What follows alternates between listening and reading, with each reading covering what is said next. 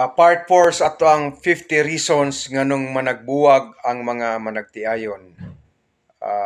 30 is infidelity, no, kanang 31 di ay, no, 31 dishonesty, dili ka dishonest ka, dili ka nagasulti og tinuod, no. 32 emotional unavailability. Emotional unavailability. Number 33, lack of intimacy. Lack of intimacy. No, siguro wala na physical intimacy o sa emotional intimacy. 34, feeling unheard. Labi na nis mga babae kanang paminaw nila o bisan gani sa lalaki di ay, no. Feeling unheard. 35, defensiveness. No, defensive kaayo, makapaluya pud na siya. Wa pagani magkuan, pagani ka kaistorya, defensive na kaayo. 36, avoidance. Mao na ni kanang magbuwag yun kay nagalikay na siya sa imuha. Avoidance. 37, feeling stuck. Tan-aw niya burag unsa man ning relasyon na ni ay burag man kog nakulong ani.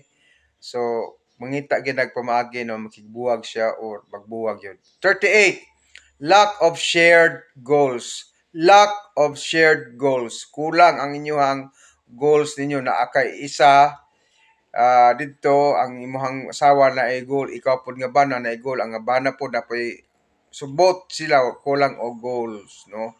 So dapat tunay goal. Kay kuha ako ang tao kuno kuang goal kung kuwang ang iyahang goal. 39, lack of respect. So bantayan na ni siya kanang bisan sa ginagmay nga pamaagi, pag dili ka magpahibalo sa imong bana o asawa, feel na nga wala na ka respeto.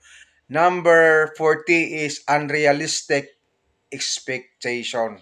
So wala matuman, no, unrealistic o wala dili kayo realistic ang approach or realistic ang unrealistic na kaayo ang iyang expectation. So magbuwag gina siya. Pero mga ginagbay gud na kaayo nga mga rason, no, nagi pinaka-bugat nga rason kay kung couple gyud ka nga doon lagi kay love man gud ang tanan, maka-conquer sa tanan. So wait sa tong part